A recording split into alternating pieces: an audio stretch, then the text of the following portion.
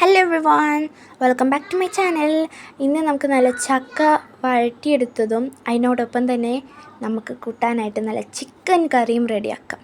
അപ്പോൾ ആദ്യം നമ്മുടെ ചക്കച്ചോളയൊക്കെ എല്ലാം ഒഴിഞ്ഞെടുത്ത് അത് നന്നായിട്ട് അരിഞ്ഞെടുത്ത ശേഷം അത് ഒരു പാത്രത്തിലേക്ക് വേവിക്കാൻ മാറ്റി വയ്ക്കുക.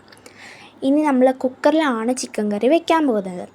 അപ്പോൾ നല്ല സവാള കുനുകുനാന്നരിഞ്ഞ ശേഷം അതും ജിഞ്ചറും കരിവേപ്പിലയും മുളകും പിന്നെ ടൊമാറ്റോസും ആഡ് ചെയ്ത് കൊടുത്ത് നന്നായിട്ട് മിക്സ് ചെയ്ത് വരാം. അപ്പോൾ അത് നന്നായിട്ട് വഴണ്ട് വരുന്ന സമയത്ത് നമ്മുടെ മസാലപ്പൊടികൾ കൂട്ടാറായിട്ടുണ്ട്. അപ്പോൾ ആദ്യം ടേമറിക് പൗഡർ ആഡ് ചെയ്ത് കൊടുക്കുക. നന്നായിട്ട് മിക്സ് ചെയ്ത ശേഷം chilli powder, Kashmiri chilli powder എന്നിവ ആഡ് ചെയ്യുക. അതിനുശേഷം അതിലേക്ക് ഗരം മസാല, കൊറിയാൻഡർ പൗഡർ എന്നിവയും കൂടി ആഡ് ചെയ്ത് നന്നായിട്ട് മിക്സ് ചെയ്ത ശേഷം അതിലേക്ക് ചിക്കൻ ആഡ് ചെയ്ത് കൊടുത്തിട്ട് നിങ്ങൾക്ക് വെള്ളം ഒഴിച്ച് ആ കുക്കറുടെ വിസിൽ വെച്ച് ഒരു വിസിലടിച്ച ശേഷം ഓഫ് ചെയ്യാം. അപ്പോൾ ഇവിടെ ഞാൻ വെള്ളം ഒഴിച്ചിട്ടാണ് ചിക്കൻ ആഡ് ചെയ്ത് കൊടുത്തത്. മിസ്റ്റേക്കൊന്നുമില്ല, എങ്ങനെ വെച്ചാലും സെയിം ചിക്കൻ കറി തന്നെയാണ്.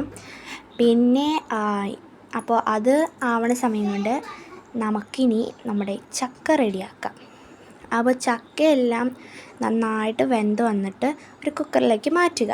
അതിന് ശേഷം ഒരു ബ്ലെൻഡർ എടുത്ത് അതിലേക്ക് ചുവന്നുള്ളി, പച്ചമുളക്, കുറച്ച് ജീരകം എന്നിവ ആഡ് ചെയ്ത് നന്നായിട്ട് മിക്സ് ചെയ്ത് ബ്ലെൻഡ് ചെയ്തെടുത്ത ശേഷം നമ്മുടെ ചക്കയിലേക്ക് ആഡ് ചെയ്തെടുക്കുക.